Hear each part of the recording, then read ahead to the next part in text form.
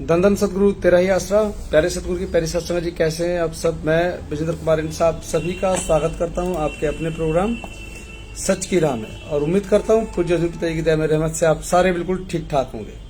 तो चलिए प्रोग्राम की शुरुआत अरदास के साथ कर लेते हैं। और मेरे साथ हैं आज हमारे पत्रकार साथी रमाशंकर जी। धन धन सतगुरु तेरा ही आसरा। तो चलिए अरदास के साथ प्रोग्राम शुरू कर रहे हैं। धन धन सतगुरु तेरा ही आसरा। धन धन सतगुरु। हे मालिक, तुझे लाज है, बहुत हो चुका, तू दया में रहमत कर, तेरे प्यार मोहब्बत की राह में चलने वालों को कोई तकलीफ ना आए। हे मालिक, सबको सुमति बख्शना, सुमति किसे कैसे देनी है, जिसे जैसे देनी है वैसे दीजिएगा, वो आपकी मर्जी। धन धन सतगुरु तेरा ही आसरा। और एक पिताजी के आने के बाद बहुत ही प्यारा भजन वायरल हो रहा है, जो एक खूबसूरत भजन है। मैं आपको ये सुना रहा हूं, इस भजन को आप आनंद लीजिएगा इसका। और इसके बाद हम प्रोग्राम पे बहुत इंटरेस्टिंग चर्चा करने वाले हैं। जैसे कल गर्मा गर्म चर्चा रही, उसी से मिलती जुलती बात पर हम लोग रहने वाले हैं इस प्रोग्राम में। अमित चंद जी धन धन सतगुरु तेरा आसरा, राजवीर जी धन धन सतगुरु तेरा आसरा, और संदीप स्वामी जी धन धन सतगुरु तेरा आसरा। चलिए ये भजन के माध्यम से प्रोग्राम शुरू कर रहे हैं। और ये मुश्किल से 3-1 मिनट का भजन है, फिर उसके बाद प्रोग्राम की रफ्तार से हम लोग चलाएंगे।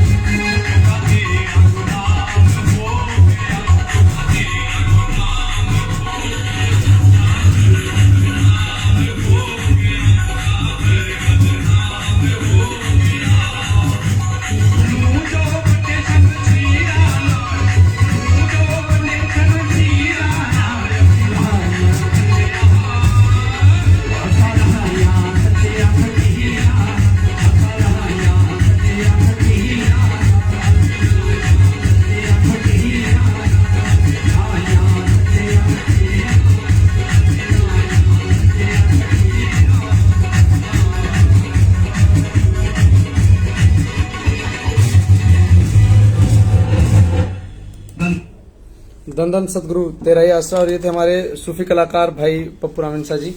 तो चलिए प्रोग्राम शुरू करते हैं। जैसा कि आप सबको पता है कि पूज्य हजूर पिताजी फरलो पर अभी सुनारिया जेल से बाहर हैं और गुड़गांव में जो अपनी एक नामचर्चा घर है वहाँ पूज्य हजूर पिताजी का भी वास है। वहाँ हमारे सदगुरु पूज्य हजूर पिता वहाँ रह रहे हैं। और जैसे कि हम आप सबसे बार बार कह रहे हैं कि बहुत सारी चीजें कंडीशनल्स होती हैं, लेकिन इन कंडीशंस का डेरा विरोधी लोग, मैं डेरा विरोधी सीधे सीधे कहूंगा सर, डेरा विरोधी लोग इस बात का एक्चुअली फायदा उठाना चाह रहे हैं। क्योंकि साध संगत जागरूक है, साध संगत एकजुट है। और 4-6 लोग अगर नोटा की फोटो ऐसे करके डाल रहे हैं आई वोट नोटा, तो साहब आपको पता है कि नोटा को वोट नहीं, जिसने आपको चोट दी उसे वोट से खत्म करने की जिम्मेवारी बनती है। मैं लेकिन ठीक है, जो आप कर रहे हैं अच्छा कर रहे हैं। लेकिन चलिए अब आपको ले चलते हैं क्या फर्क है पैरोल और फरलो में। हम सब जानना चाहते हैं इस बात को कि आखिर पैरोल क्या होती है, फरलो क्या है और क्या क्या कंडीशंस हो सकती हैं, आखिर क्यों मिलती है वो। बहुत सारे लोग कह रहे हैं कि ये जो पैरोल मिल गई, फरलो मिल गई, ये इसलिए मिल गई कि बीजेपी को वोट चाहिए या किसी राजनीतिक मंशा के थ्रू ये मिली है। तो सबसे पहले हम एक बात पर चर्चा करेंगे कि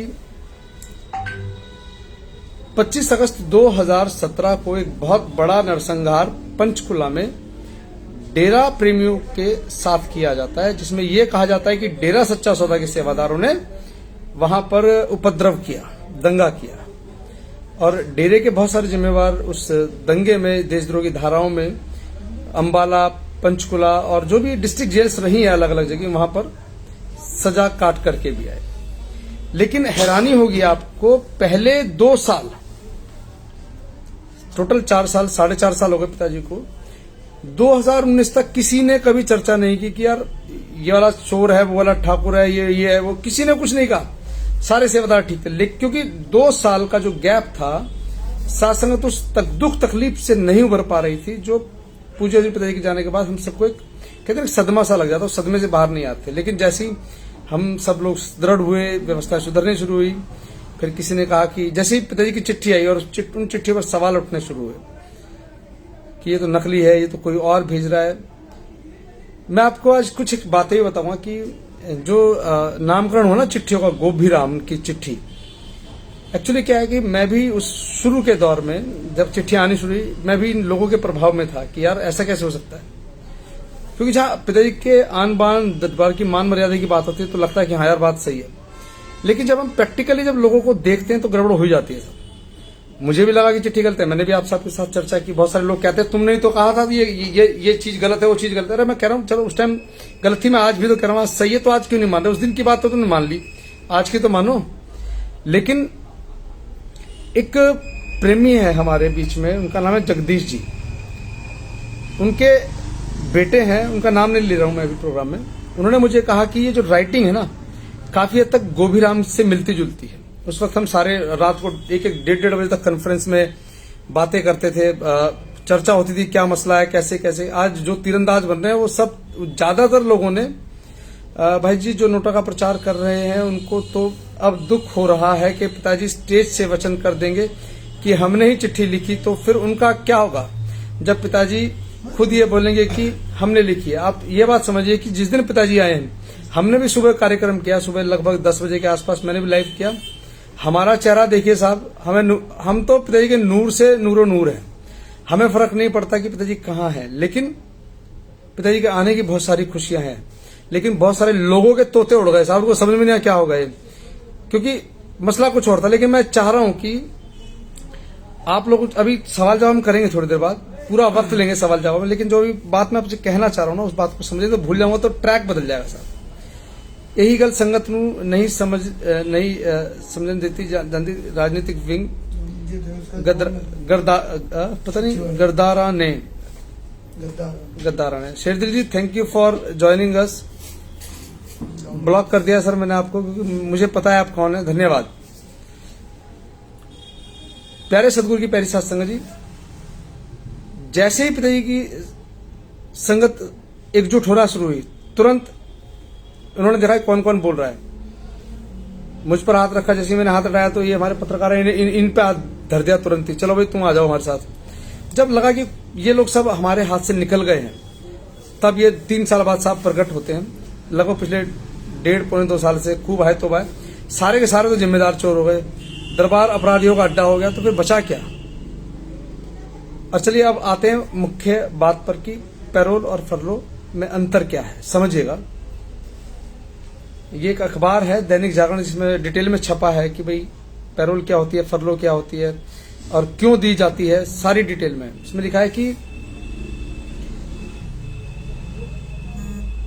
पूज्य हजूर पिता संत गुरमीत राम रहीम सिंह जी को 21 दिन की फरलो मिली है, मगर करीब 4.5 साल में ऐसा पहली बार हुआ है। इससे पहले वे पैरोल तो ले चुके हैं, मगर उन्हें फरलो पहली बार मिली है। मगर बहुत से लोगों के मन में यह सवाल बना हुआ है कि आखिर फरलो और पैरोल में अंतर क्या है या नहीं भी है, क्योंकि कुछ लोगों को लग रहा है कि पैरोल को हिंदी अंग्रेजी का वर्जन है, फर्क नहीं है, दोनों एक ही चीज है। मगर इन दोनों चीजों में अंतर है और वो भी बहुत बड़ा अंतर है। इसे अच्छे से समझने के लिए आप इस जो मैं अभी आपको पढ़ रहा हूं बड़े ध्यान से सुनिएगा, आपको समझ में आएगा। और आखिर क्यों पैरोल पर हाय तौबा मच रही है, पिताजी की फरलों पर क्यों हाय तौबा हो रही है, ये आप समझने की कोशिश कीजिएगा, बड़ी इंटरेस्टिंग चीज है।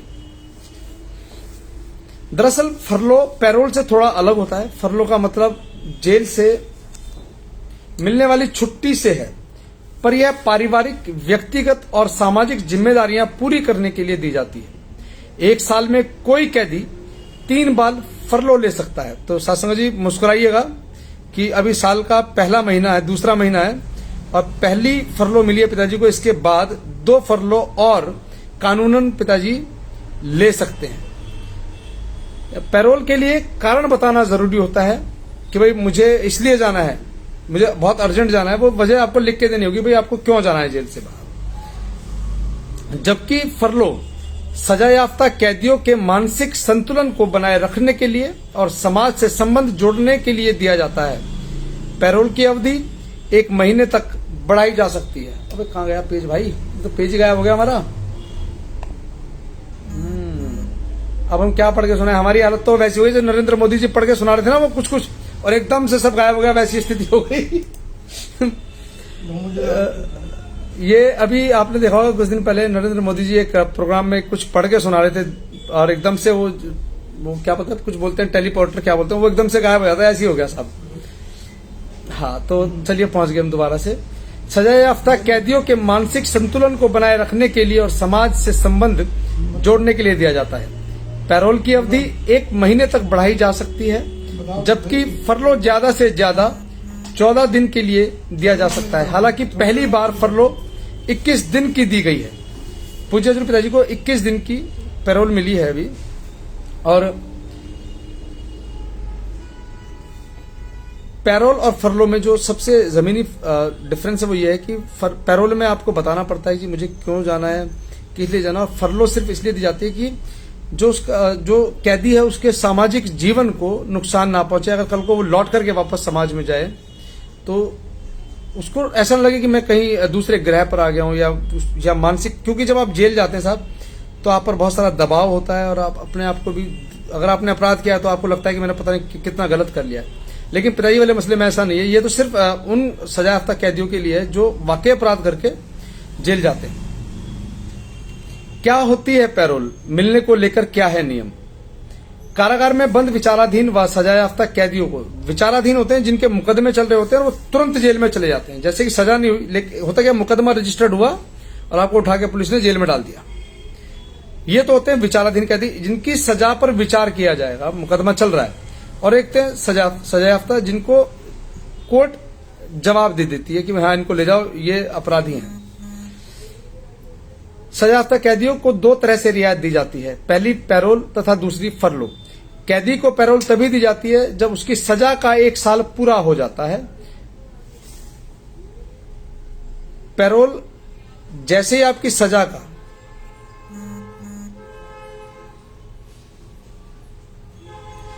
सोनी जी ऐसा नहीं है कि किसी ने भी वोट वास्ते नहीं वरत्या जा रहा है।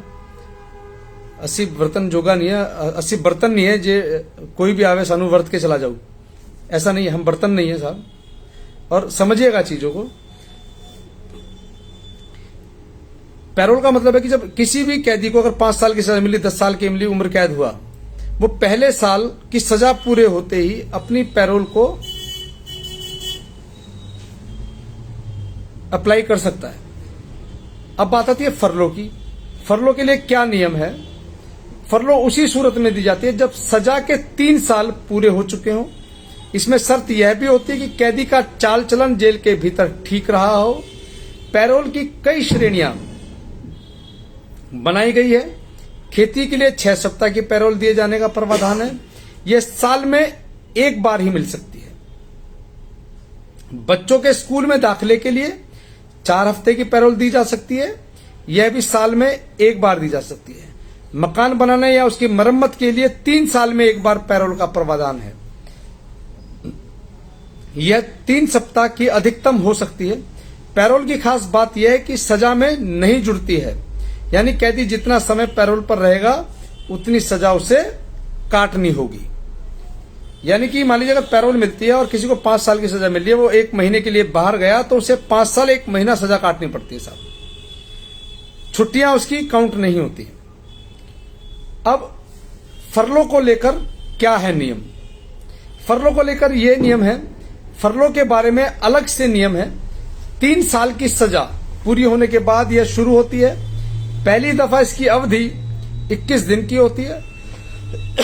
उसके बाद यह सिमट कर 4 दिन की रह जाती है। फरलो की खास बात यह है कि अवधि सजा में जुड़ जाती है, यानी जितनी अवधि इस कैटेगरी में कैदी जेल से बाहर रहता है उतना सजा कम हो जाएगी। इन कैदियों को 5 साल बाद दी जाती है पैरोल।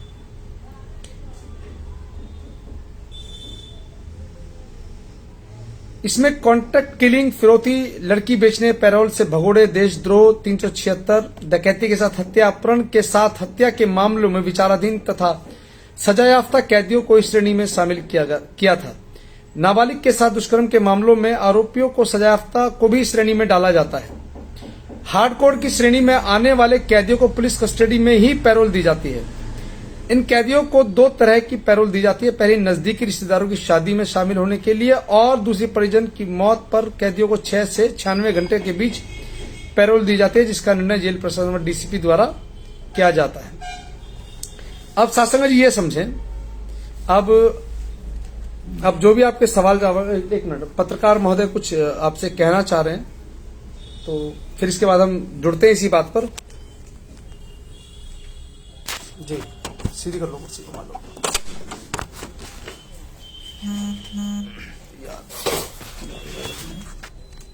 यहाँ रुकेगा, गिर जाएगा। रुक गया। अरे इधर पड़ा, दंदन सतगुरु तेरे आचार्य। इधर बैठो, थोड़ा सा ठीक है। दंदन सतगुरु तेरे आसरा। सतगुरु जी की साजी माजी प्यारे साथ संगत, आशा करते हैं कि आप लोग ठीक होंगे।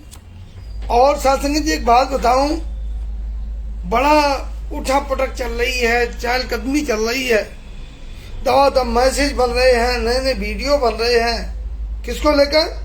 नोटा को लेकर। कई सेवादारों से मैंने पूछा, मैंने कहा भैया नोटा का प्रचार केवल पंजाब में और खासकर तलवंडी साहब में क्यों है?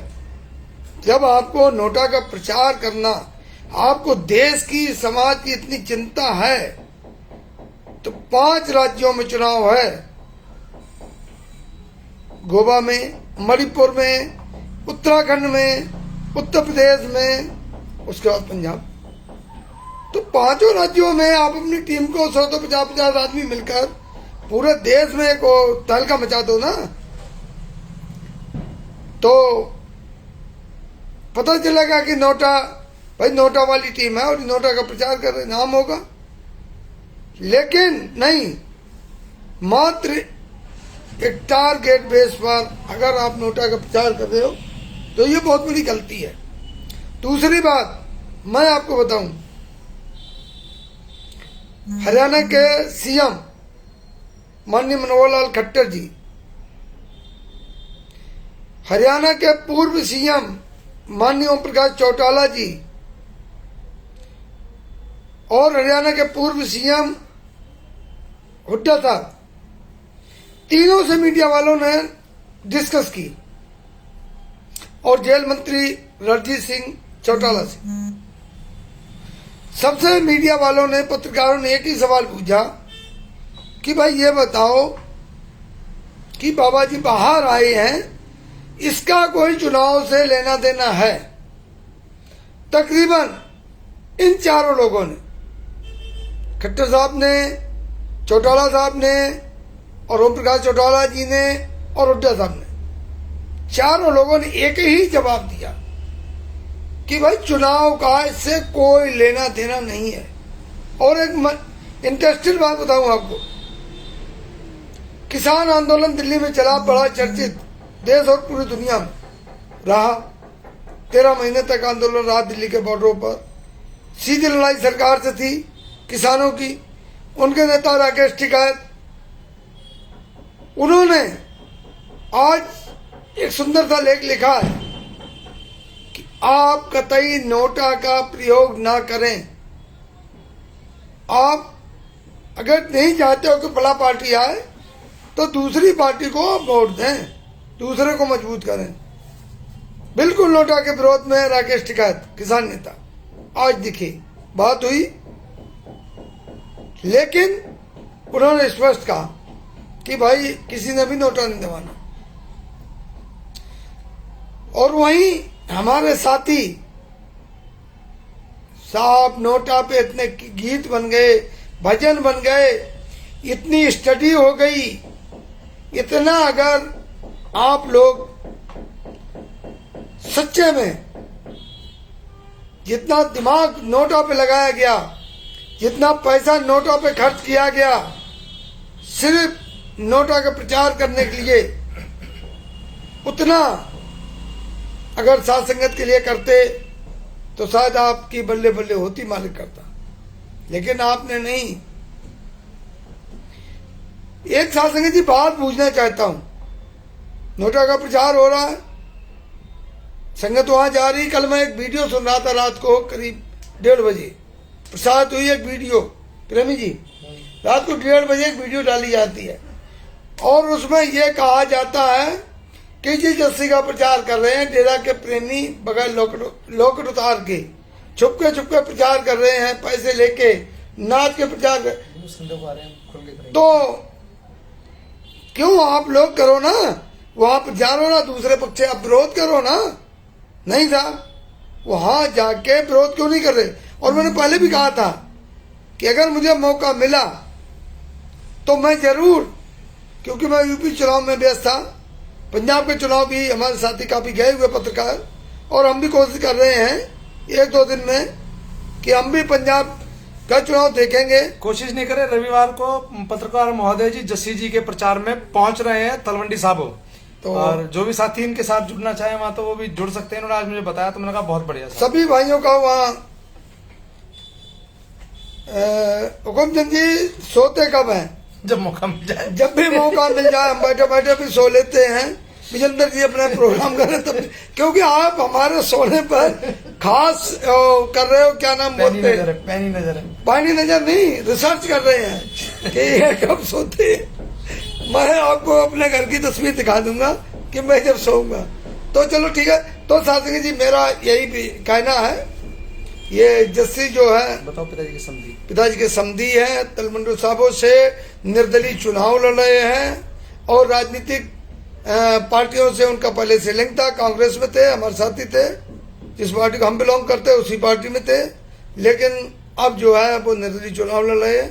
और हमारे कुछ साथी जिनके कब्जे में 8-10 लोग हैं, जो वीडियो बना के, गाने बना के, नाच गा के ये डाल रहे हैं नोटा नोटा नोटा। अरे मैंने तो कई दिन पहले कहा था कि एक माला बना लो और अपने गले में डाल लो, जैसे रुद्राक्ष की माला होती है, और बस। नोटा विरोध है, पूज गुरु जी के केवल वचन है, नोटा को वोट। अरे भैया कोई वचन नहीं है। पिताजी ने एक संख्या जायज की थी और पिताजी ने हजारों वचन किए, क्यों नहीं उनको करते हो?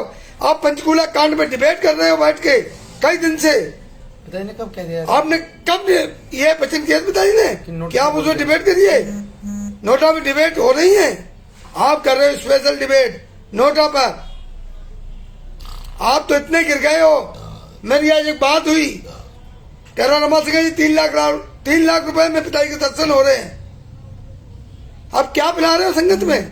प्रचार करने वाले ये लोग हैं। हैं? आप वहाँ जहाँ पिताजी रुके हुए हैं अनूप का फोन आ रहा वहाँ आप अपनी रेकी कर रहे हो जाकर। शर्म आनी चाहिए आपको। ये देखो निकल के आ गए कमबख्त नोटा वाले। ये सब उसी टीम के हिस्से हैं जो चंद 2-2 रुपए के मैसेज करने के लिए इनको वो जैसे आईटी वाले 2-2 रुपए में ट्वीट करते हुए मैं खुल के जाता हूँ जिंदगी। है। अच्छा, हाँ, यूपी की जो आईटी सेल है वो 2 रुपए लेती है एक ट्वीट करने के। सरेआम ही खुलासा हुआ है। बीजेपी की। हाँ, आईटी सेल जो टीम है ऐसे 2-2 रुपए इनको तो मिलते हैं। जो ये नोटा लिख रहे हैं ना, सब 2-2 रुपए में बिके हुए लोग हैं। ये कोई इनको पिताजी से लेना देना नहीं, कोई संगत से नहीं, कोई डेरे से नहीं लेना देना। जो भी भाई नोटा लिख रहे हैं हम गारंटी से कहते हैं इनकी, अगर आप रिजल्ट इनकी प्रोफाइल चेक करिए, इनको संगत से पिताजी से कोई लेना देना नहीं है। ये सिर्फ नोटा प्रेमी है, इनको पिताजी से कोई लेना देना है संगत को बदनाम करना। क्योंकि एक दिन में 10-10 आईडी फेक बनाई जाती है।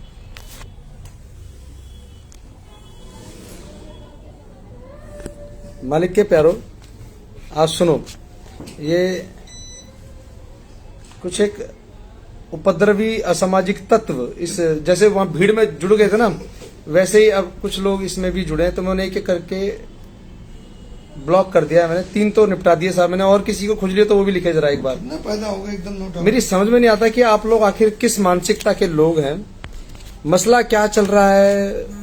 बेमतलब में आप मुझे आपने सुना देश प्रेमी जी, thank you for connecting us. ये लो आप भी जाओ, नहीं चाहिए आप जैसे महानुभाव नहीं चाहिए इस प्रोग्राम में। अब ताले क्या है कि टट्टू हमें नहीं चाहिए ऐसे सेवादार तो कतई नहीं चाहिए जिन्हें जो पिताजी के वचनों को तोड़ मरोड़। पिताजी ने कब कहा कि नोटा को वोट दे देना? पिताजी ने एक ख्याल बताया अपना कि हमें ऐसा ख्याल है कि नोटा नहीं कहा उन्होंने कि एक ऐसा बटन होना चाहिए जिससे लोकतंत्र मजबूत हो सके। मजबूत कब होगा?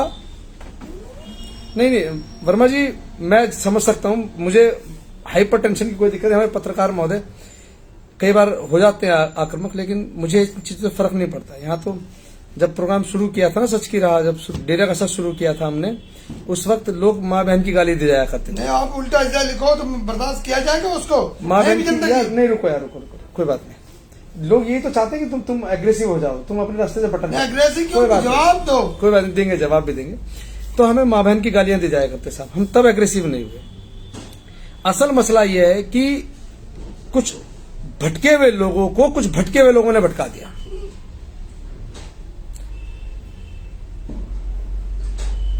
बिल्कुल राकेश जी, उसी मसले पर है हम। अब हम बता रहे हैं आपको आखिर है तो क्यों में, क्योंकि पिताजी के दर्शन तो करवा दे कोई। बबली बहन, कोशिश कर रहा हूं अगर मेल मुलाकात हुई, लेकिन मुझे पता लगा है कि जो पैरोल मिली है वो सिर्फ परिवार के लोगों से मिलने के लिए फरलो है इस बार। मैं आपको आखिर इस जो एक प्रोग्राम चल रहा है उसका प्रोपेगेंडा क्या, आज मैं भी पढ़ रहा था 2000, मुझे नहीं पता था कि, लेकिन पिताजी कई बार ना ढूंढता कुछ हूं मिल कुछ हो जाता है। वो कहते हैं ना कि जाना होता है कहीं और, तेरी और चला आता हूं। और सही, प्रधान जी सही कह रहे हैं आपकी, ऐसी भाषा किसी डेरा प्रेमी को शोभा ही नहीं देती है। जिस परिवेश में हम रहते हैं वहां तो गालियां साहब ऐसे समझो जैसे आलू टमाटर की सब्जी पूछ लेना जब शादी ब्याह में आते हैं, हाजी। तो ये यहाँ है सब कुछ हमारे यहाँ, लेकिन ये एक डेरा प्रेमी को शोभा देती नहीं है साहब, ऐसी बात है। और फिर भी उसके बाद अगर लोग अपने आप को प्रेमी कहते हैं तो साहब परमपिता जी के वचन याद आते हैं, प्रेमी प्रेमी हर कोई कहता, बहुते प्रेमी गप्पी। राधे नामदेव जी, बहुत बहुत धन्यवाद। पिताजी की फैमिली ओनली संगत है, ना शाही फैमिली। शाही परिवार ही पिताजी की असली फैमिली है। इतने नालायक जाहिल लोग कैसे हो सकते हैं पिताजी की फैमिली, जो अपशब्द का इस्तेमाल करते हैं, जो गाली गलौज कर रहे हैं, आपको लगता है? और राधे जी, आपकी मानसिकता खराब है अगर आप कह रहे हैं कि शाही परिवार। तुमने करा क्या पिताजी के लिए, बताओ जरा एक बार। संस्कार खराब है। करा क्या है? तुम्हें और मुझे परमिशन नहीं है उनसे मिलने की, लेकिन परिवार ही रहेगा साहब, और शाही परिवार है।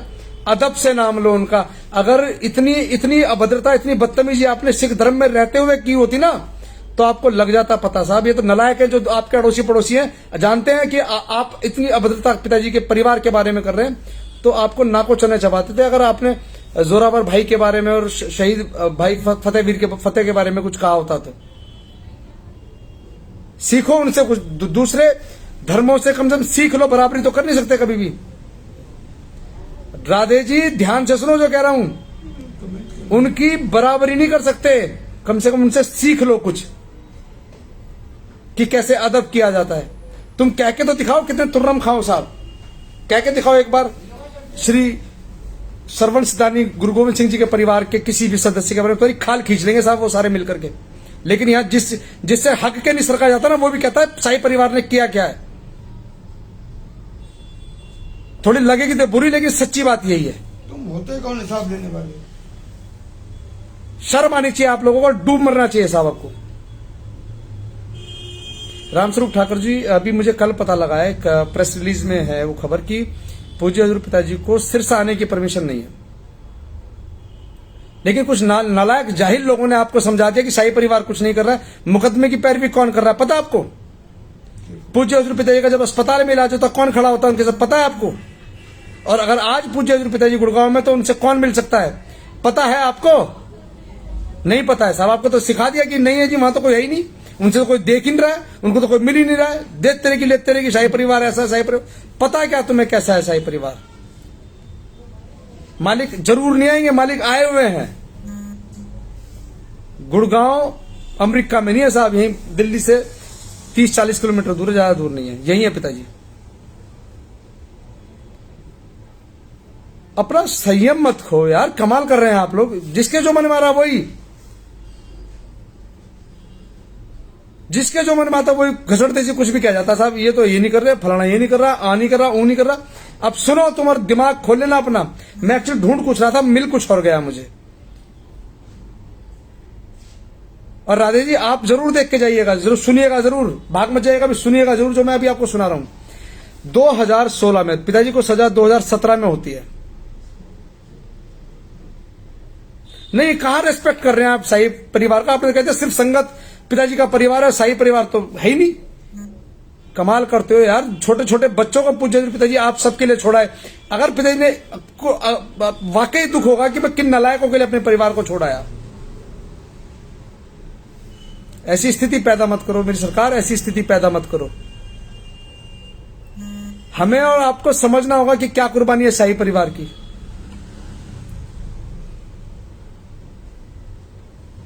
छोड़ के देखो ना 4 दिन परिवार को। किसी ने कहा मुझे कि यार ड्रामा किया विजेंद्र ने नंगे पैर रह के। विजेंद्र 2 साल रहेगा, तुम 2 दिन रह के दिखाओ। जेठ की दोपहरी में चल के दिखाना डामर की सड़क पे, मरी हुई माँ बाप याद आ जाएंगे। लेकिन मैं इसलिए चल पाया कि पेपरबाजी की अपार दया मेरी रहमत और पिताजी का आशीर्वाद था, इसलिए चल पाया मैं। भले ही कष्ट मुझे था, लेकिन महसूस उसे भी था साहब। उसने हर पग पग पे संभाल की मेरी। लेकिन जब लोग कहते हैं कि यार उन्होंने क्या किया साहब, मैंने तो कुछ भी नहीं किया। लेकिन मेरे जो यार दोस्त है ना, मुझे बहुत बहुत रेस्पेक्ट देते हैं इस बात की, अपने गुरु के लिए यार पागलों की तरह नंगे पैर घूमता है। डॉक्टर साहब बहुत बहुत स्वागत, बहुत बहुत स्वागत। और कुछ जाहिल लोग ये कहते हैं आकर के कि शाही परिवार ने क्या किया है। अरे उन्होंने अपना पिता तुम्हें सौंप दिया यार कि कुछ करेंगे तुम्हारे लिए। लेकिन हैरान हूं मैं तुम जैसे मालिक के पैरों को, यार करूं क्या। अब सुनिएगा बड़े ध्यान से कि 2016 में क्योंकि सरकारें पहले से तय कर लेती कि हमें करना क्या है। पूज्य हजूर पिताजी को 2017 में सजा दी जाती है, लेकिन 2016 में जो जेल मैनुअल है पूरे ऑल ओवर इंडिया का, उसमें कुछ बदलाव किए। कमचंद जी सही बात है कि 2016 में गृह मंत्रालय ने एक, देखिए आमतौर मैं आपको दिखाऊं जरा, ऊपर से पढ़ के सुनाता हूं थोड़ा सा। मैं एक्चुअली ढूंढ कुछ और रहा था, गलती से कुछ और आ गया। आप ऊपर का मैसेज पढ़ लीजिएगा राधे जी, जो आपने लिखा है ना उसे पढ़ लीजिएगा। शायद मेरी अंग्रेजी कमजोर है, आपकी ठीक है, आपने लिखा है, आप पढ़िएगा जरूर उसे एक बार। कैदियों और को पैरोल फरलो देने के नियम में गृह मंत्रालय ने क्या संशोधन, क्योंकि सरकार चाहती थी कि पूज्य पिताजी को एक बार कब्जे में ले लें और उसके बाद कभी छोड़ना ही नहीं है, फिर कभी बाहर नहीं आने देना। ये एक प्लानिंग का हिस्सा था। पिताजी को जेल में लाने से पहले यार दे देना थोड़ा सा पानी। तो पिताजी को जेल में लाने से पहले एक पूरा सिस्टम को चेंज किया जा रहा था। कैसे किया गया? गृह मंत्रालय ने कहा कि किसी भी अपराधी को पैरोल और फरलो नियमित रूप से नहीं दिए जा सकते। किन किन को नहीं, नियमित रूप से किन को नहीं दिए जा सकते? ध्यान से सुनिएगा। यौन अपराधों में, हत्या, बच्चों के अपहरण और हिंसा जैसे गंभीर अपराधों के मामलों में तथ्यों को ध्यान में रख करके फैसला किया जाएगा। ध्यान दीजिएगा। पिताजी यौन शोषण के मामले में गए, पहला जो मुकदमा है उसमें जेल की सजा दी गई पिताजी को। फिर जो दो अलग मुद्दे हैं, रंजीत हत्याकांड और छत्रपति हत्याकांड, दोनों में हत्या है साहब। तीसरा हिंसा जैसे, हिंसा पंचकुला दंगा साहब, पूरा फुल प्रूफ प्लानिंग के साथ पिताजी को घेरा गया कि कभी बाहर नहीं आएंगे। और लोग कह रहे हैं ना कि 3 साल में जब फरलो मिल सकती थी तो 4.5 साल बाद क्यों? इसलिए क्योंकि तुम जैसे लोग जो बैठ करके पूरा दिन बकवाद करते ना कि बम कांड वहां हो गया, मलोट में हो गया, वहां करवा दिया, ये करवा दिया, ये सब प्लानिंग का हिस्सा था। संजय जी पिताजी की जब जब पैरोल होती है, जब जब जमानत की बात होगी या जब जब कोई फैसले आने वाली बात होती है, तब तब बहुत सारे लोगों को बरगाड़ी याद आता है, बहुत सारे लोगों को बेअदबी के मसले याद आते हैं, बहुत सारे लोगों को क्या है मोड़ मंडी बम ब्लास्ट याद आता है। और हद तो तब हो गया जब पिताजी आ गए तो जी 4-5 एपिसोड हो गए काहे के पंचकुला दंगे पे बात करेंगे साहब। पंचकुला दंगे से क्या पूज्य पिताजी पाक साफ हो जाएंगे कि जी इनके चेलों ने दंगा किया है, इनके एफिडेविट भी आ गए, चलो जी इनको बरी कर दो? क्या संभव है ये? नहीं। लेकिन फिर भी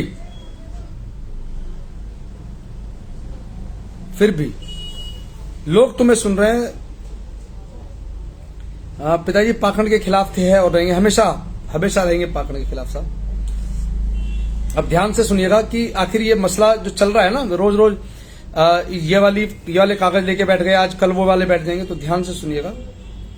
आमतौर पर जेल में बंद कैदियों को पैरोल और फरलो पर कुछ दिनों के लिए रिहाई मिल जाती है, लेकिन गृह मंत्रालय ने अब 2016 की गाइडलाइन को संशोधित किया है, अमेंडमेंट किया है। उसमें मंत्रालय का कहना है कि वैसे कैदी जिनकी रिहाई से, ध्यान दीजिएगा साथ संगत जी,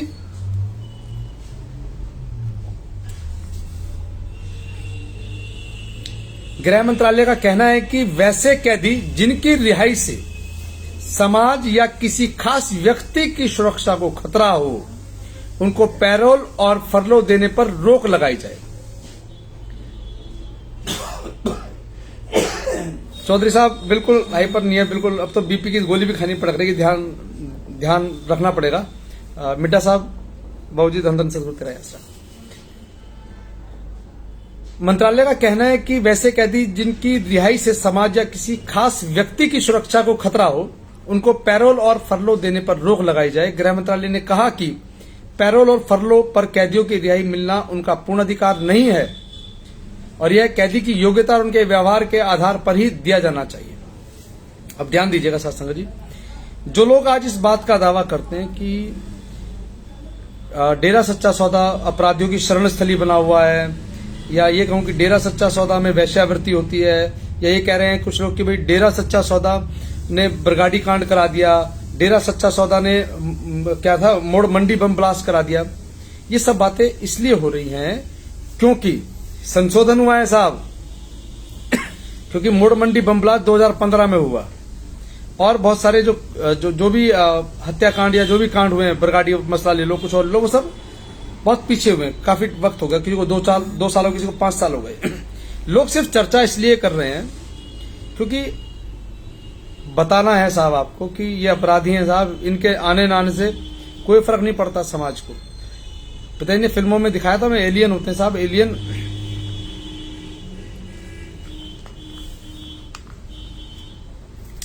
एलियंस आपके रूप में।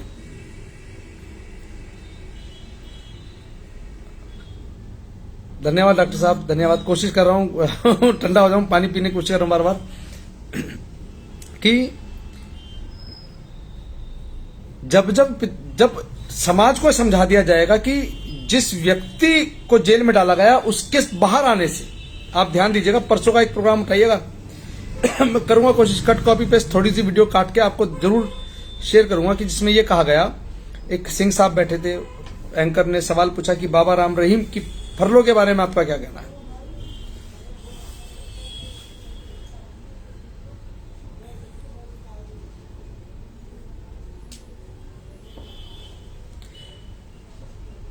राधे जी, अब सिर्फ प्रोग्राम सुनिए, मैं बहुत अच्छे मूड में हूं और बहुत अच्छी चीज मेरे हाथ में लगी है। मैं नहीं चाहता कि आपको मेरी तरफ से कुछ कहा जाए, आप 4 बातें लिखें, कोई फर्क नहीं पड़ता इन बातों से। अगर आप रह के आए हैं तो ये आपका कर्म है साहब। पिताजी ने पता नहीं कौन कितने जन्मों की जेल आपकी काट दी। हम नहीं गए तो हमें इस दुनियावी आग में बहुत जलना है साहब। अभी हो सकता है कि उस 3 महीने में पता नहीं पिताजी ने कितने जन्मों के आपके कर्मों को काटा है, क्या क्या क्या, वो सब मालिक का काम है, अपना काम नहीं साहब। अच्छा है जो आपने कर दिया।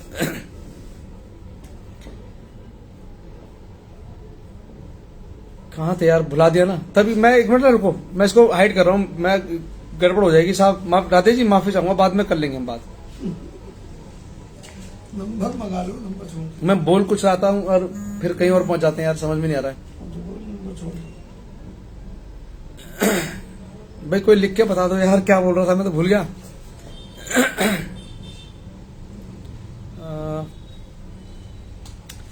बड़ी गंभीर समस्या है। चलिए हम फरलों पे चलते हैं, धीरे से वहीं से वापस लौट के आएंगे, आ जाएगी याद बाद में बीच में कहीं से, कि जिस व्यक्ति के बाहर आने से, हाँ यही तो शायद, जिस व्यक्ति के बाहर आने से समाज को खतरा हो। एक बार बताइए, जिनके आने से, जिनके जाते वक्त उनके लाखों चेले दंगा कर देते हो किसी के भड़काने पर, तो साहब उस व्यक्ति को क्या जरूरत है छोड़ने की। अब पता लगा दोबारा जब इनको छोड़ देंगे तो दोबारा हंगामा कटेगा। इसे पैर जैसे ही पिताजी बाहर आते हैं एकदम से याद आता हो दंगा तो छूट गया यार, दंगे वाली बात कर लेते कुछ दिन बैठ करके। एपिसोड चलते हैं 1 2 3 4, काय पे चल रहे साहब? पंचकुला कांड जी, फरलों पर थे बलविंदर जी। हाँ वहीं पहुंच गए धीरे से, कि पिताजी बाहर आए पैरोल और आपको उकसा रहे हैं साहब। क्यों, क्या उकसा रहे हैं? कि जब तक पिताजी को क्या बोलते हैं, हम दर्शन नहीं कर लेंगे, हम उन्हें मिल नहीं लेंगे, जब तक मानेंगे नहीं। मत मानो, तुम्हारे मानने से क्या फर्क पड़ता है। पिताजी हैं, सारी दुनिया जानती है, सबको बाहर हैं पिताजी। ठीक है, एलियन वाली बात पे, हाँ, कि मत मानो, क्या फर्क पड़ता है इस बात से। पिताजी है ना बाहर, सारा समाज, सारा टीवी चैनल, सारे अखबार भरे पड़े हैं कि बाबा राम रहीम आए गुड़गांव। हाँ संशोधन, 2-3 बातें आ गई, ठीक।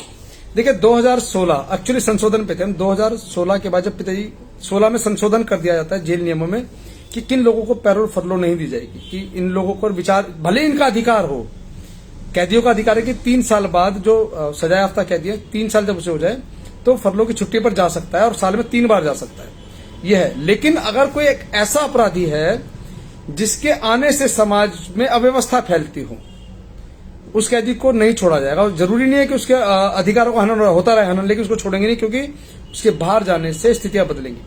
इसीलिए लगभग 4 5 6 बार, शायद आप में से पता होगा बहुत सारे सेवादारों को, कि 5-6 बार पैरोल की अपील की गई। कभी गुरांश की शादी के नाम पर, कभी खेती के नाम पर, कभी माताजी के इलाज के नाम पर। 2-3 बार पैरोल, या 4-5 बार, कितनी बार मुझे याद नहीं है, पैरोल लगाई गई, लेकिन हर बार खारिज कर दी गई। उसकी वजह क्या थी? जो अभी पढ़ने में आया ना साहब, 2016 की जो गाइडलाइन है उसमें आप पढ़े, आप दिखा दूं मैं आपको, ये देखे जरा, ये लिखा है, लेकिन गृह मंत्रालय ने 2016 की गाइडलाइंस को संशोधित किया है। मंत्रालय का कहना है कि वैसे कैदी जिनकी रिहाई से समाज या किसी खास व्यक्ति की सुरक्षा को खतरा हो, उनको पैरोल और फरलो देने पर रोक लगाई जाए। गृह मंत्रालय ने कहा कि पैरोल और फरलो पर कैदियों की रिहाई मिलना उनका पूर्ण अधिकार नहीं है और यह कैदी की योग्यता और उनके व्यवहार के आधार पर ही दिया जाना चाहिए। एक्चुअली पिताजी की पैरोल को खराब, जो फरलो है ना साहब, उस फरलो को कैसे खराब किया जाए उस फरलो देने वाले के लोगों तक ये मैसेज कैसे। अभी हाँ याद आ गई मुझे, क्या बोल रहा था मैं, कह रहा था आपसे कि एक प्रोग्राम था जिसमें एक डिबेट का प्रोग्राम था वो, उसमें एक एंकर पूछता है, उसमें 2-3 लोग होते हैं इसमें प्रोग्राम में, उसमें पूछा जाता है कि, अब मैं हाइड कर दूं साहब गड़बड़ हो जाएगी नहीं तो, कि बाबा राम रहीम के आने से अब समाज पे क्या असर पड़ेगा। सिंह साहब थे, उन्होंने कहा कि ये तो बहुत गलत किया है सरकार ने, इनके आने से तो बहुत कुछ हो जाएगा, बरगाड़ी कांड इन्होंने कराता है, इन्होंने मोड़ मंडी बम ब्लास्ट करा दिया है इन्होंने। एक यूट्यूब चैनल का एक प्रोपेगेंडा टाइप प्रोग्राम था। ये प्रोपेगेंडा होते हैं जहां पर साजिशों को इम्प्लीमेंट किया जाता है सब लोगों के साथ मिल करके, और उसमें लगता है कि यार नहीं सारे अलग अलग विचारधारा के, लेकिन विचार एक ही होता है सबका। उसमें उस व्यक्ति ने कहा कि बाबा को जो कुछ और वर्ड बोलते हैं पंजाब में, सच्चा साध पता नहीं कुछ बोलते हैं, वो बोलते हैं पंजाबी है, डेरा साध है, कि उन्होंने बहुत गलत किया, उन्होंने बरगाड़ी कांड कराया, उन्होंने बेअदबी की है, उन्होंने मोड़ मंडी ब्लास्ट किया है। अब बात घूम के हमारे डॉक्टर साहब के पास है, डॉक्टर साहब कहते हैं हाँ जी मोड़ मंडी हमारे वालों ने किया है, उनकी तो हमने फोटो भी वायरल की है, उनके लिए तो हमने पुलिस वालों से जब कहा कि फलाने व्यक्ति फलानी जगह पर है, तो उन्होंने कहा जी हमें परमिशन नहीं है पकड़ने की। यानी कि एक ने सवाल पूछा, दूसरे ने कहा हाँ ऐसा होता है, तीसरे ने कहा बिल्कुल होता है जी। ये पूज्य हजूर पिताजी के मुकदमों को खराब करने की बहुत पूरी प्लान तरीके से चीजें चल रही है। और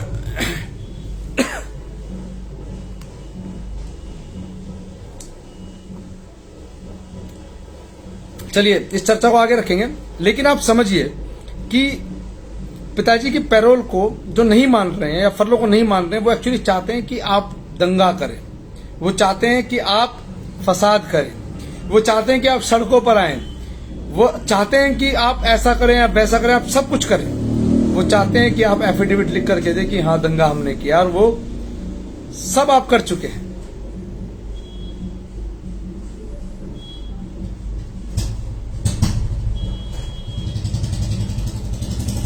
प्यारे सदगुरु की प्यारी साध संगत जी, 100 बातों की एक बात है, मैं 2-3 दिन से आपसे यही कह रहा हूं कि प्लीज कहीं जाने की जरूरत नहीं है, अपने घर रहें, संयम बनाए रखें। जब पूज्य हजूर पिताजी का ख्याल आपसे मिलने का होगा साहब, आपको आंख बंद करते हुए दिखाई देने शुरू हो जाएंगे। जब उनका ख्याल होगा संगत को ओपन में दर्शन देने के, तो जैसे उन्होंने अब व्यवस्था के साथ आगे भी व्यवस्था हो जाएगी।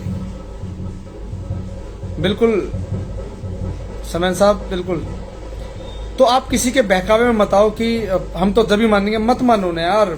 कोई किसने परमिशन मांगे तुम मानोगे तो ही मानी जाएगी बात, कोई फर्क नहीं पड़ता इस बात से। लेकिन इस बात से जरूर फर्क पड़ता है कि आपका रिएक्शन क्या है। आप शांति से 21 दिन काट लो, आगे फिर चीजें हो जाएगी। अगर हम आज परेशानी क्रिएट करते हैं पिताजी के आने के बाद कि लाओ जी बाबा जी को बाहर लाओ, पिताजी को बाहर लाओ, हमें देखना है, तो क्या होगा, अव्यवस्था कहलाएगी साहब। उनके आने के बाद उनके अनुयायियों ने व्यवस्थाएं बिगाड़ी। आप व्यवस्थाएं बिगाड़ने वाले मत बनो मालिक के पर, आप व्यवस्थाओं में सहयोग करने वाले बनो। जब चीजें अव्यवस्थित हो जाती है, हमें कहा जाता है डेरे वाले बड़े व्यवस्थित लोग हैं, बहुत अच्छे से व्यवस्था बनाते हैं, लेकिन कुछ लोग चाहते हैं कि आप व्यवस्था बिगाड़ें।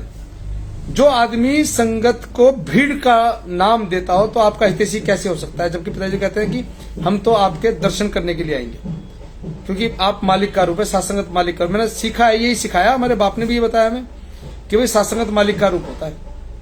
हमारे पिताजी ने समझाया हमें, जो हमारे घर वाले बाबूजी ना हमारे, उन्होंने भी सिखाया सात्संगत मालिक का रूप होता है। और पिताजी ने कहा कि हम ऊंचा सिर्फ इसलिए बैठते हैं कि आप सब में सदगुरु दिखाई देता है, परमात्मा के दर्शन दीदार होते हैं, इसलिए ऊंचे पर बैठते हैं। आपके दर्शन करने के लिए ऊंचे पर बैठना पड़ता है। पिताजी ने तो कह दिया कि सात्संगत मालिक का रूप, लेकिन कुछ लोग कहते हैं भीड़ है साहब।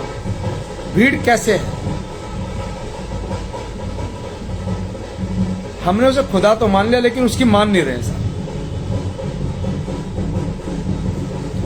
बहुत लोग अव्यवस्था फैलाने की कोशिश करेंगे, सावधान रहें। नहीं जी, डेरे की साथ संगत बहुत समझदार है, ऐसा कुछ नहीं करेगी। नहीं, बिल्कुल डॉक्टर साहब, हम तो हाथ जोड़ के विनती कर सकते हैं, साथ संगत जी अपने घर रहो, किसी के बहकावे में कति आने की जरूरत नहीं है। गुरु गुरु करो और मौज लो साहब। रवि मुनि वरना विजेंद्र कुमार ही हम सानू लख लख बधाई हो गया सबको धंधन से। आप सबको बहुत बहुत बधाई। संगत में एकता है विजेंद्र जी, बिल्कुल अनिता बहन जी, बिल्कुल एकता होनी चाहिए। एकता हमारी ताकत भी है।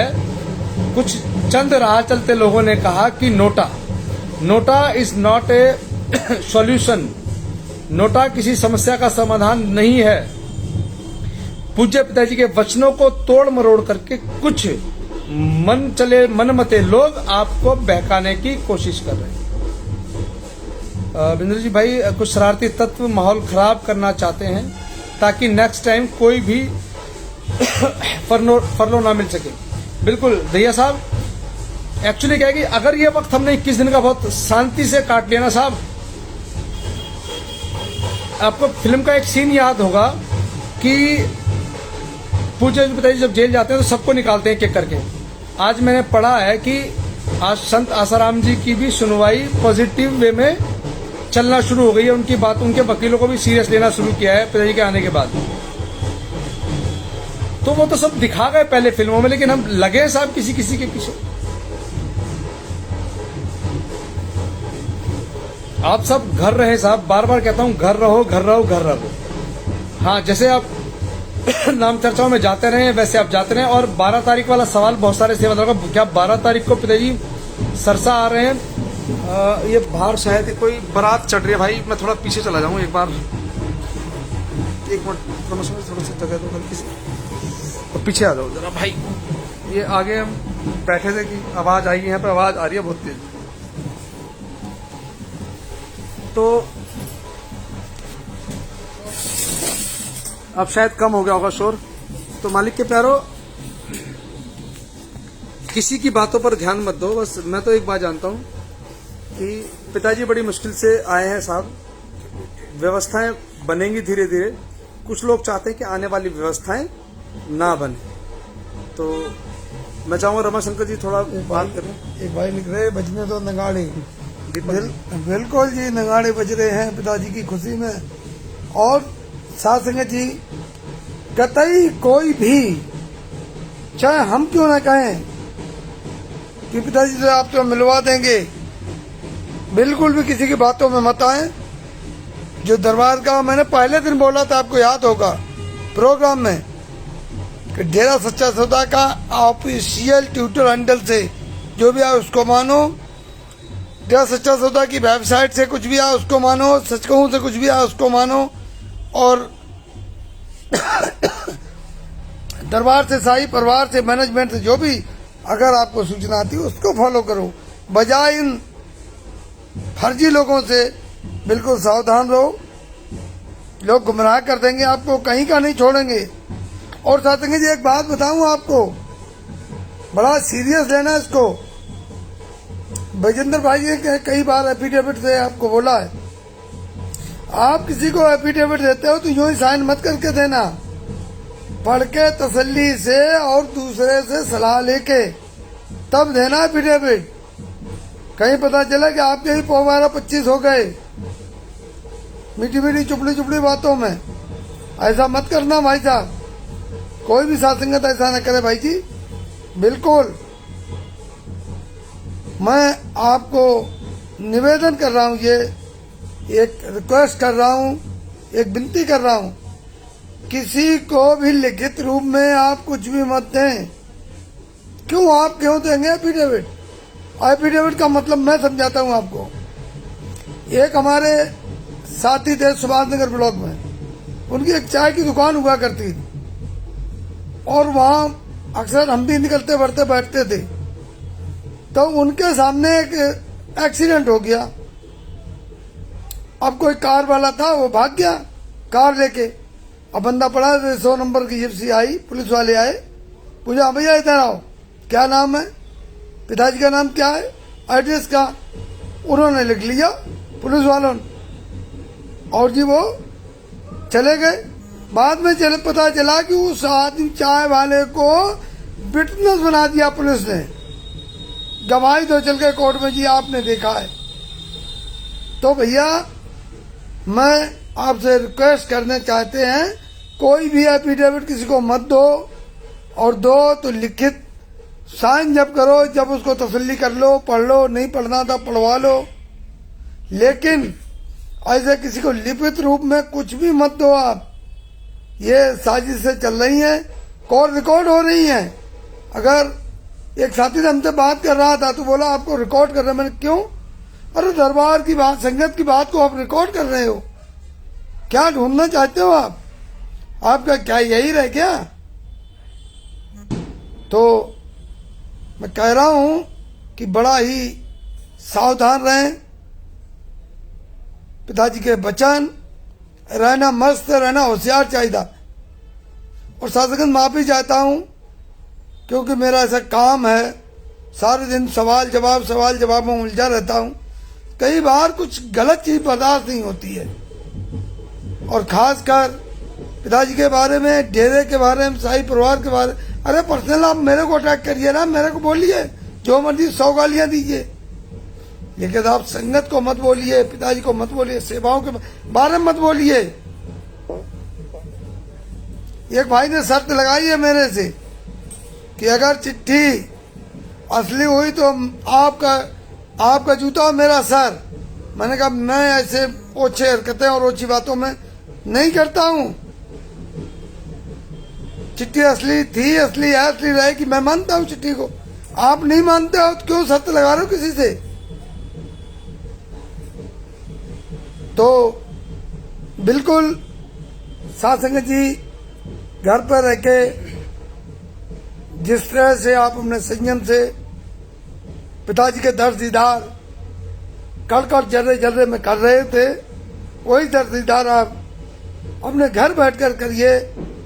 और यूं समझिए, मैंने पहले भी कहा था, अभी 2 दिन पहले एक बहन ने पूछा था पिताजी से कि पिताजी आप दिल्ली में आए, हमारे घर नहीं आए। तो पिताजी ने बोला बेटा आपको पता है कि हम कब आए थे? इसी का जवाब है जो आप कह रहे हो। पिताजी ने कहा था कि हम दर्शन देंगे, वो दर्शन नहीं दे रहे हैं। तो पिता उस बहन को पिताजी ने कहा कि बेटा आपको पता है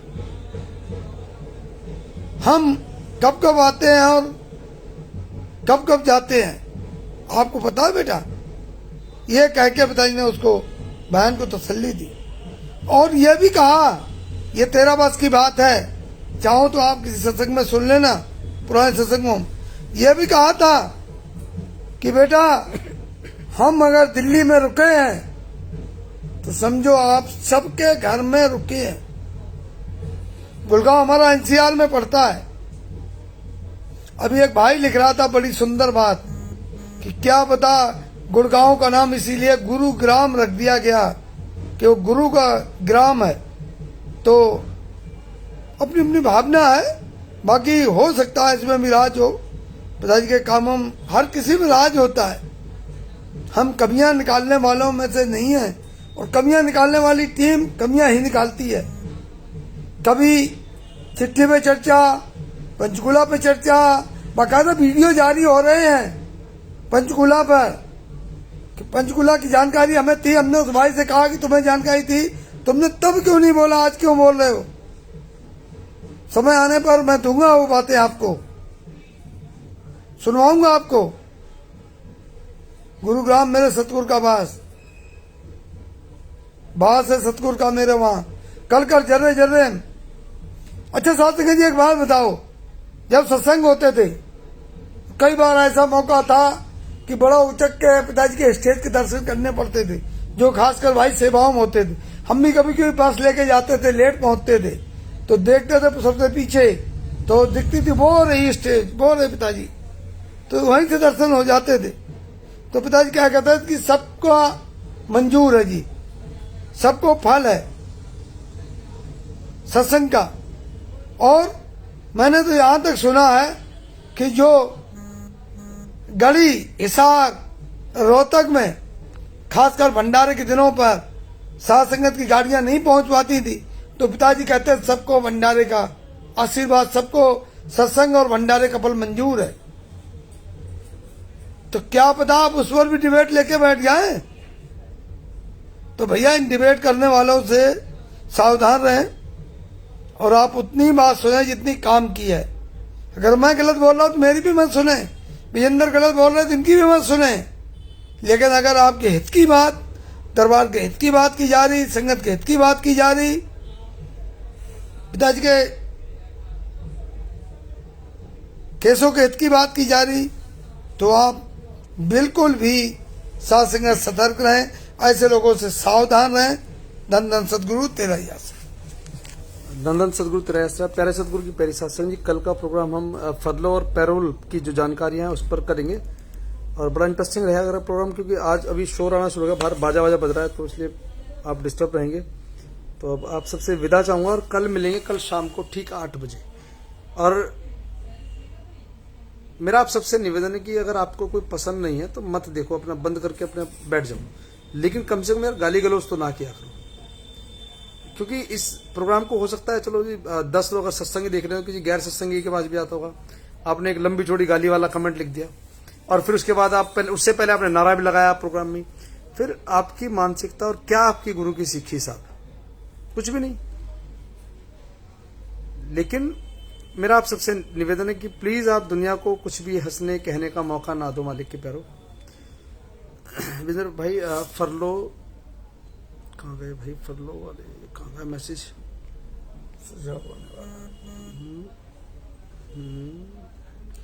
फरलो इतनी लेट मिलने का सबसे बड़ा कारण पंचकुला में जो शरारती तत्वों ने किया था, अब भी माहौल इसलिए खराब करना। बिल्कुल बिल्कुल बिल्कुल दया साहब, सच्चाई भी है। बस करो भाई जी, आप सिमरन करो, आप 10वां द्वार खुलने वाला है लगता है। बहुत बहुत शुक्रिया साहब, आप अंतर्यामी है, आप सही कह रहे हो, मेरा द्वार खुलने वाला है। अभी देखो कब खुलता है भाई। कमेंट ढूंढने वाले ने तो गुरुग्राम पर भी ढूंढ ली कमियां। बिल्कुल आत्माराम जी, बहुत बहुत स्वागत। देखो द्वार खोलने वाले आत्माराम जी भी आ गए साहब। जिनके द्वार बंद हो जाते ना दोनों, उनके द्वार खोलते हैं हमारे आत्माराम जी। तो और जिनके द्वार में कोई दिक्कत है उसे भी ठीक करते हैं हमारे आत्माराम जी। तो चलिए अब विदा चाहूंगा मैं आपसे। और कल हम लोग पैरोल और फरलोप में जो जो दिक्कतें आ रही हैं, या ये कई बार सवाल होता ना भाई, चलो तुम तो करो गुरु गुरु की, तुम तो मैनेजमेंट के चमचे हो, लेकिन जो गुरु के हक की लड़ाई लड़ रहे हैं तुम्हें उनसे क्या तकलीफ है? एक्चुअली जो तकलीफ है वही, उसी तकलीफ पर कल बात करेंगे। क्या तकलीफ, आखिर क्यों लोग माहौल क्यों खराब करना चाहते हैं, आखिर क्यों डेरा सच्चा सौदा को आपराधिक गतिविधियों में शामिल करना चाहते हैं? क्या सरकार को नहीं पता कि डेरा सच्चा सौदा क्या करता है? सबको पता है डेरा सच्चा सौदा मानवता भलाई का सबसे बड़ा हब है, लेकिन कुछ लोग चाहते हैं नहीं जी, कह रहे हैं कि नहीं जी नहीं, हब वब कुछ नहीं, ये तो अड्डा है, गुंडों का अड्डा है। तो आखिर वो क्यों कह रहे हैं? कह रहे हैं अच्छी बात है, लेकिन क्यों कह रहे हैं, क्या मनसा है? कल उस पर फरलो और पैरोल में बहुत सारे पॉइंट्स हैं, उस पर चर्चा करेंगे और मिलते हैं कल शाम को ठीक 8 बजे। भाई ये समय बिल्कुल होशियार रहने की जरूरत है। बिल्कुल ऐसे समझ लो आपकी फसल पक गई है और कोई नशेड़ी आके उसमें आग ना लगा जाए, बस ये समझ लीजिएगा। क्योंकि अगर इस बार कुछ दिक्कत होगी तो साहब आने वाले वक्त में बहुत दिक्कतें रहने वाली है। तो मेरा आप सबसे निवेदन है कि एकजुट रहो, संयम से रहो और कल मिलते हैं। तब तक के लिए साहब अब विदा चाहूंगा आपसे। गुड नाइट, शब्बा खैर, बाय बाय साहब जी। धन धन सदगुरु तेरा ही आसरा। और किसी भी भाई को अगर कुछ गलत कहा गया हो तो भाई बिल्कुल माफी चाहूंगा। कई बार गुस्सा आता नहीं है, आप दिलवा देते हैं, कहते हैं ना कि मैं देर करता नहीं, देर हो जाती है। तो मैं आपसे बिल्कुल माफी चाहूंगा। जिन भी सेवादारों को ब्लॉक किया, कुछ कहकर के ब्लॉक किया या बिना कहे ब्लॉक कर दिया, उन सबसे भी माफी चाहूंगा। क्योंकि जो जिस लायक होता है उसको वैसा ट्रीटमेंट होता है साहब। लेकिन आप सब बहुत अच्छे हैं, हम बहुत बुरे हैं। और इसी अपनी अंतिम बात के साथ मिलते हैं कल शाम को 8 बजे। तब तक के लिए बाय बाय साहब। धन धन सतगुरु तेरा ही आसरा। धन धन सतगुरु तेरा।